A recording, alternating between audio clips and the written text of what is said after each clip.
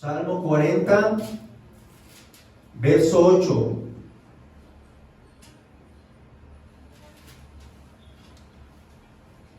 Lean conmigo. El hacer tu voluntad, Dios mío, me ha agradado, y tu ley está en medio de mi corazón. Nuevamente, el hacer tu voluntad, Dios mío, me ha agradado, y tu ley está en medio de mi corazón. Muy bien. Ahora vamos a Romanos 8, verso 8. ¿Lo encontraron? Por favor, lean conmigo. Y los que viven según la carne no pueden agradar a Dios.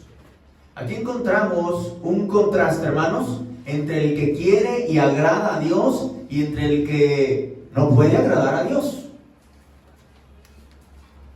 Quiero compartirte en esta mañana: ¿buscas agradar a Dios o justificas tu pecado? ¿Buscas agradar a Dios o justificas tu pecado? Mira, hay algo real. No puedes agradar a Dios y a la vez vivir en pecado. No se puede. Y esto lo sabemos. Sin embargo, en ocasiones nos engañamos a nosotros mismos y minimizamos y intentamos también justificar nuestro pecado. Cada creyente que está aquí, los que después nos pueden estar viendo, debe buscar agradar a Dios. Y para hacerlo debemos sincerarnos, no justificar nuestro pecado, no minimizarlo. ¿Qué buscas tú, hermano, hermana? ¿Qué buscas? ¿Agradar a Dios o justificar tu pecado? Y más allá, ¿qué estamos haciendo? ¿Agradando a Dios o justificando nuestro pecado? Vamos a ver este contraste, hermanos, entre el que justifica el pecado y entre el que vive para agradar a Dios.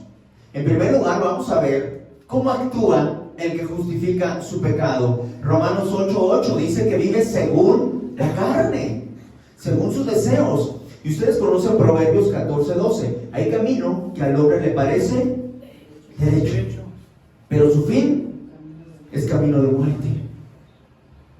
Este tipo de persona que justifica su pecado cree que está bien cuando lo único que hace es que se está engañando. Piensa que va bien. Al fin, se dice a sí mismo, al fin que todos pecamos. ¿Cuál es el problema? Y entonces minimiza sus acciones.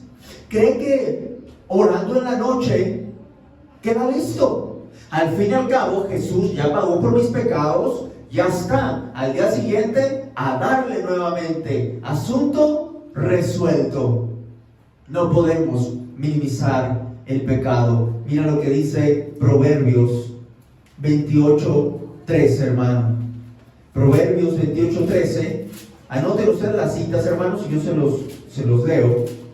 Proverbios 28:13. El que encubre sus pecados no prosperará, mas el que los confiesa y se aparta alcanzará misericordia. Así que no minimices el pecado. Hay que arrepentirse, hay que confesarlo y apartarse de él con la ayuda de Dios.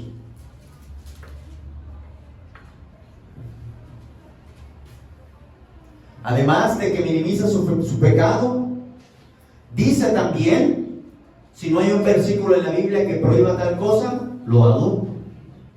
Y hace lo que quiere porque no hay un versículo entonces. Mire, así estaba yo antes cuando yo vivía, respiraba y todo para la música. Yo le decía a mis papás, enséñame un versículo donde diga que no debo escuchar música secular y la dejo de escuchar. Y yo lo hacía. Si bien es cierto que la música que yo escuchaba no era música que incitaba a la carne o al pecado, estaba tomando una importancia más allá de lo que era, de lo que le correspondía. Entonces mi Dios ya no era Dios, sino la música. Así que, hermanos, no podemos justificar nada según nuestro propio juicio. Y como no hay un versículo para esto, no hay un versículo que diga que fumar no es, es pecado. No hay un versículo que diga que bailar reggaetón sea pecado. Pues vamos a bailar reggaetón. ¿Sí, hermanos? No. ¿Por qué? Porque hay principios bíblicos que nos dejan ver qué conviene, qué viene de Dios y qué no conviene, qué viene de Satanás. Por ejemplo, un principio bíblico, 2 Timoteo 2:2, huye de las pasiones juveniles. Ahí está el reggaetón. ¿Sí? Ahí está el cigarrito. ¿Verdad? Los muchachitos en la secundaria, al menos en mi tiempo, empezaban a fumar en la secundaria. ¿Por qué? Porque se hacían los que ya crecí, muy grandes. Y empezaban las muchachas, ¿verdad?, a subirse la falda, a hacer muchas cosas. Huye de las pasiones juveniles. Pero además de que también, hermanos, minimizan su pecado y buscan decir, no hay un texto para esto, lo hago. Además de esto, también señalan los errores de los demás. Miren lo que dice Romanos, capítulo 2. Romanos, capítulo 2.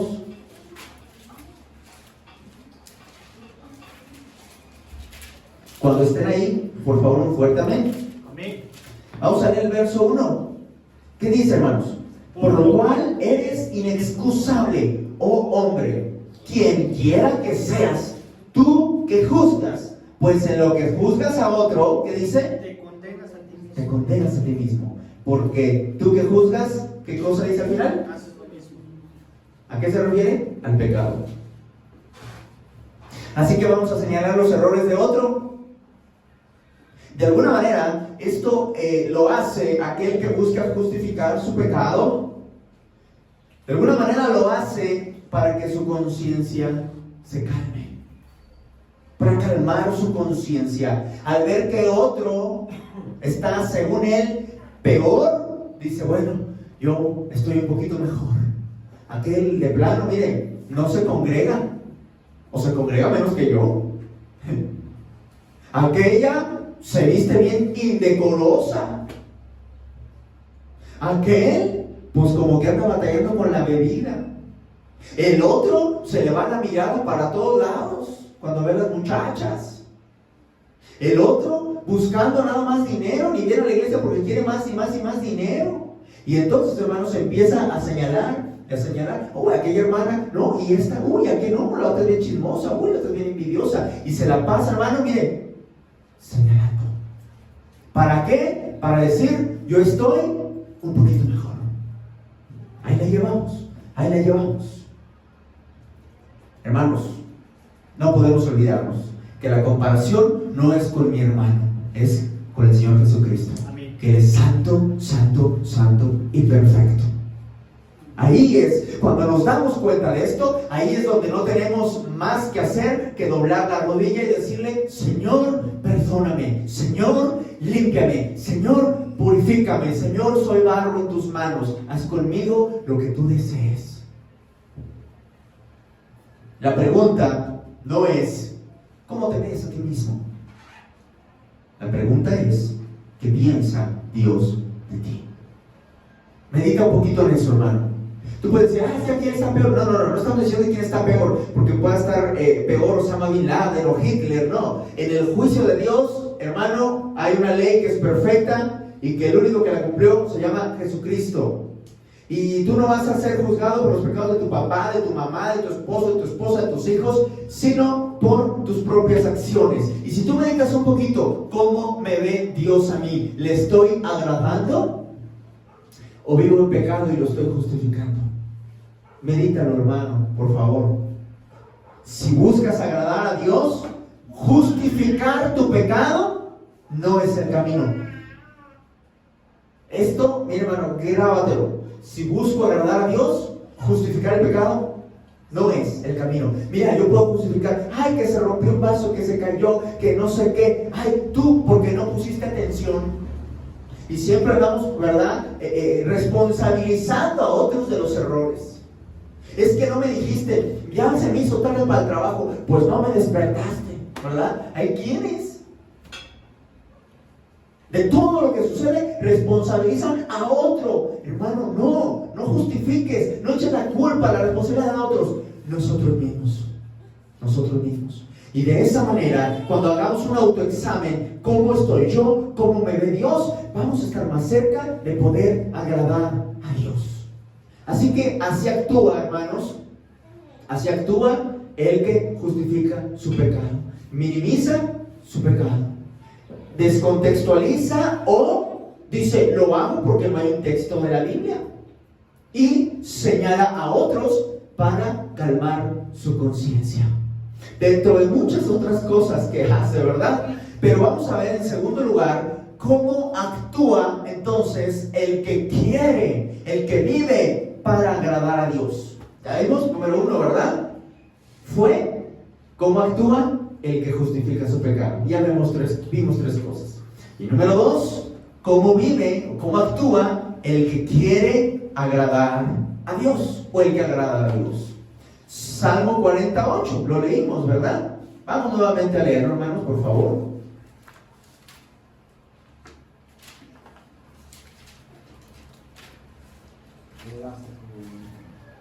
No vamos a tardar mucho, hermanos. Yo espero que con lo que estamos hablando, la palabra de Dios es clara, hermanos. Debe ser, mire, como dice, ¿verdad? La palabra de Dios, mire, penetra hasta partir el alma y el espíritu. Porque la palabra de Dios es viva y eficaz. Entonces yo espero, hermanos, que con lo que hablemos sea suficientemente claro. Por favor, lean el verso 8, que dice, Salmo 40. El hacer tu voluntad, Dios mío, me ha agradado, y tu ley está en medio de mi corazón.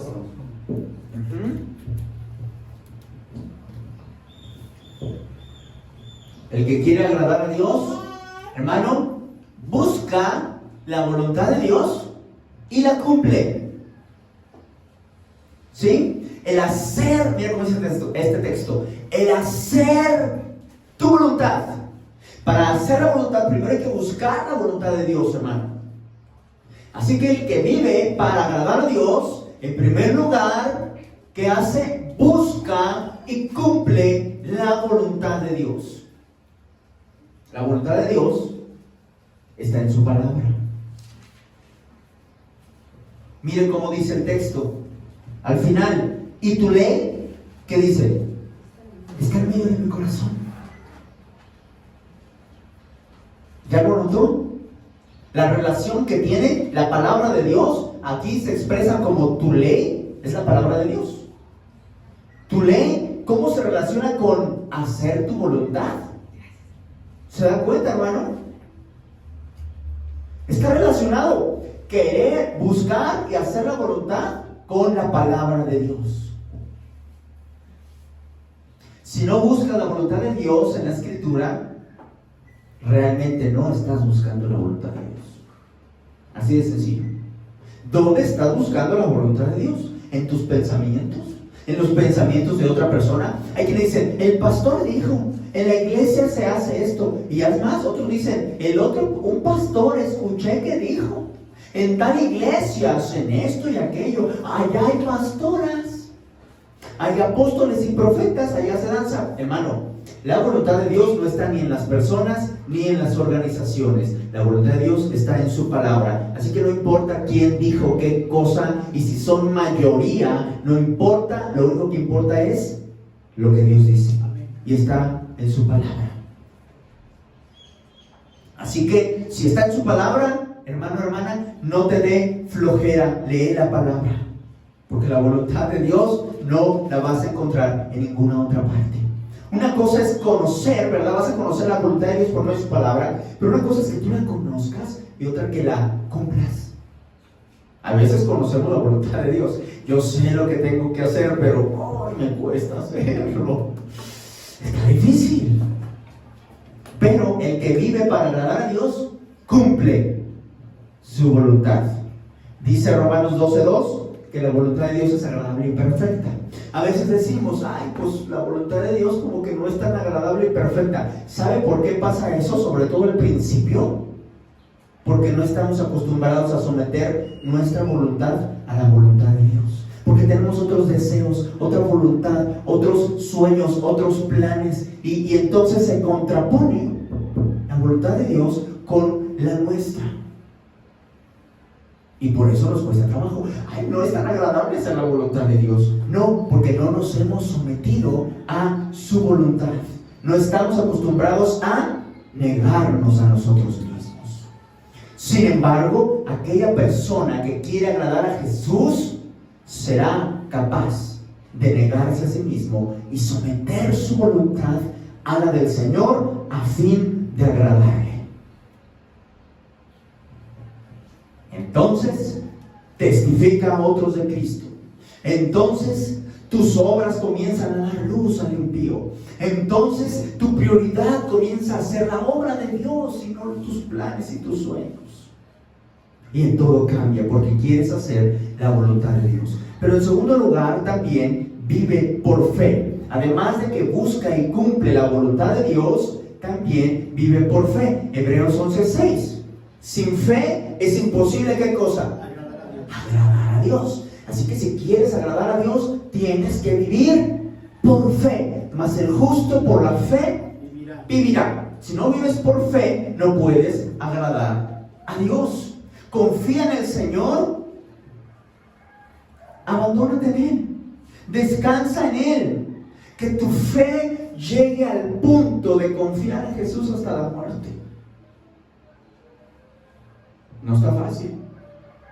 A veces perdemos el trabajo, perdemos algún bien, está en peligro nuestro matrimonio o algo, y la fe empieza a bajar. ¿Cómo sabemos que empieza a bajar? Porque empezamos a tener miedo, empezamos a tener dudas.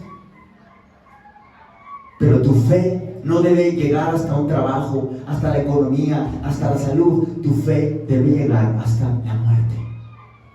Hay que trabajarlo. Trabaja tu fe. Dijeron los discípulos: aumentanos la fe, Señor. Que es hacer nuestra oración. Señor, aumentanos la fe. Romanos 10:17 dice la palabra de Dios. Así que la fe viene por el oír, y el oír por la palabra de Dios. Romanos 10:17. Así que ¿cómo vas a alimentar tu fe? Escuchando, ¿qué cosa? Palabra de Dios. ¿Por qué no tengo fe? Porque te alimentas de Facebook, te alimentas de Instagram, te alimentas de TikTok y tontería y media. Si te alimentas de todo esto, es imposible que tengas fe, porque ahí se está yendo tu tiempo. Y entonces es bien fácil mover el dedito. Se acostumbra la mente, ¿verdad? Se hace floja. Hasta leyendo un libro. Y más, la palabra de Dios. Amén. Repasa los apuntes, hermano. Yo veo que anotan. Eso es bueno. Anoten, y cuando lleguen a su casa, al día siguiente, 2 días, repasen los apuntes. Lean nuevamente los textos. Mediten. Y Dios les va a seguir hablando. Tu fe aumentará entonces. En tercer lugar, el que busca agradar a Dios vive en santidad. Vive en santidad. Ya vimos que busca y cumple la voluntad de Dios. Ya vimos que vive por fe. Pero en tercer lugar, vive en santidad. 1 Pedro 1:16. Sed santos porque yo soy santo. ¿Están anotando la cita? 1 Pedro 1:16. ¿Quieres agradar a Dios? ¿Hay alguien que quiere agradar a Dios? Amén. ¿Sí? ¿Nada más el hermano? ¿Sí? Vive en santidad. Vive en santidad. 1 Pedro 2:11. ¿Qué dice, hermano? Vamos allá. 1 de Pedro 2:11. Si están ahí, me indican, por favor. Amén.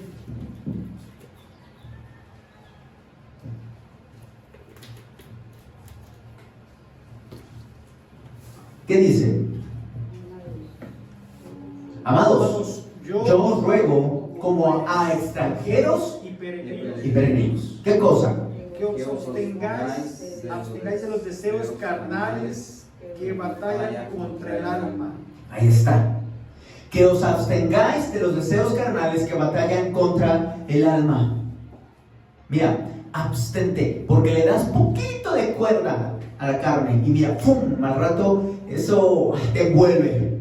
Ya hablamos de esto, ¿verdad? Hace unos domingos, de quitarte el viejo hombre como si fuese una prenda, tirar a la basura y vestirte del nuevo hombre. Pero en ocasiones tiramos la prenda y no nos vestimos del nuevo hombre porque nos cuesta. Y entonces ahí vamos otra vez y agarramos aquello y nos lo volvemos a poner.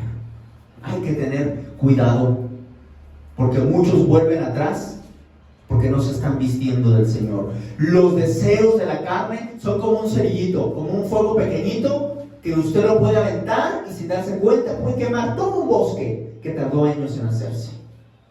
Hermano, mira cómo dice este texto. Amados, yo os ruego como a extranjeros. Pero mire, yo pensando en esto de extranjeros, yo me he imaginado en estas comidas extrañas allá en Asia, en China, y comen cosas así como estas, miren hermanos. Yo, aunque tuviera mucha hambre, no sé si alcanzan a ver. Sí. ¿Qué es eso, hermanos? Cucarachas. Miren, en su platito, ¿le gustaría? Usted llega de viaje, ay, bueno, voy a conocer China, no sé qué, ¿verdad? Y les iba a traer otra imagen de un murciélago, ¿verdad? Pero como tiene relación con el coronavirus, dije, vamos a quitar eso. Pero miren, ahí está. Llega usted, ¿verdad? De viaje y desempaca, tengo mucha hambre, vamos a comer a tal restaurante allá, tienen unos platillos, mire, exclusivos. Usted llega y les, a ver, el platillo más exclusivo, pues ahí le va. Hermano, yo no sé usted, a mí se me quita el hambre. Ayuno. Me pongo en ayuno y oración. Por eso dice, abstente como extranjero. Y mire, le va otra. No se alcanza a ver bien, pero eso es una tarántula, hermano. Mire nada más. ¿Se animaría usted? ¿Se animaría? Yo no. Qué atrevida, ¿verdad? La persona. Pero miren después su cara.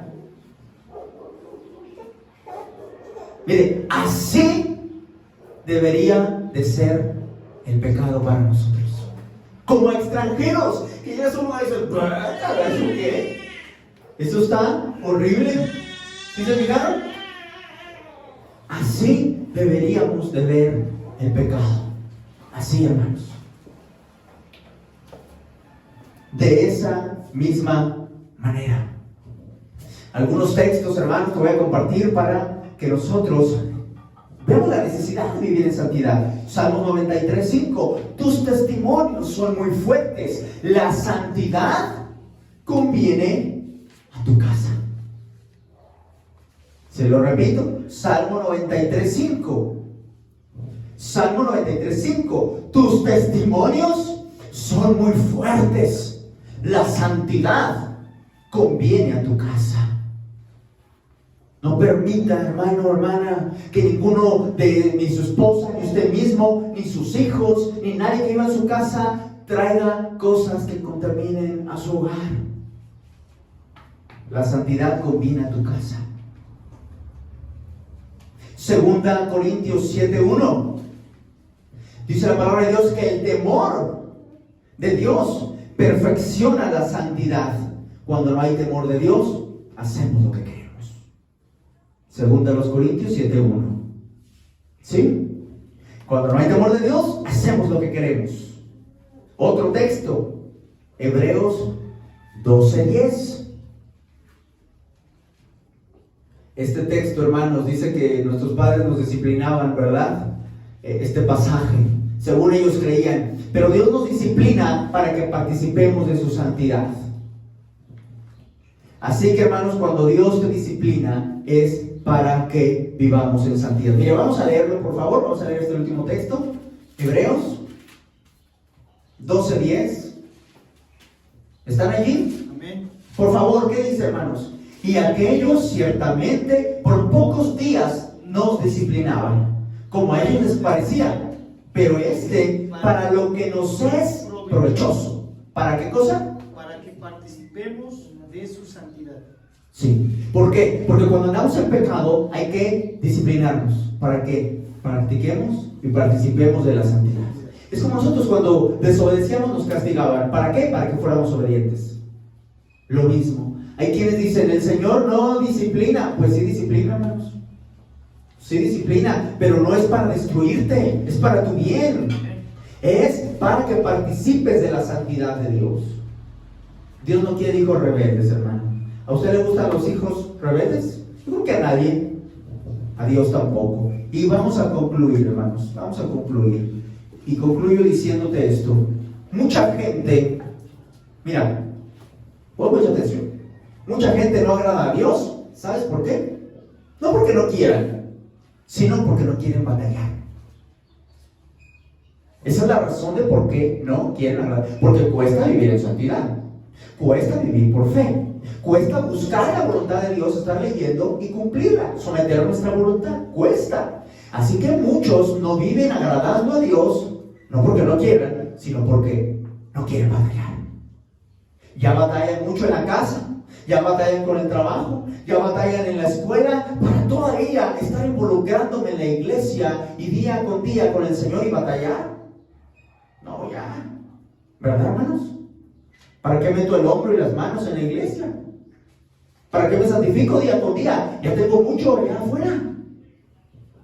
Y no quieren batallar. Las cosas bien hechas, los buenos resultados, las cosas con calidad, siempre llevan tres cosas: tiempo, constancia y esfuerzo. Y no lo queremos hacer para las cosas de Dios. Para tus proyectos, para tus planes, sí tenemos tiempo, sí tenemos constancia, sí nos esforzamos. Para las cosas de Dios no sucede. Y cuando algo nos interesa, cuando amamos algo o nos interesa algo o alguien, lo hacemos. Como yo quiero esto en mis sueños, ser esto, tener aquello, ahí estamos ofreciendo nuestra fuerza, nuestro tiempo, la constancia. Pero para Dios no lo hacemos. El que busca agradar a Dios cumple su voluntad, vive por fe, vive en santidad. ¿Por qué? Porque ama a Dios. El que justifica su pecado se ama a sí mismo.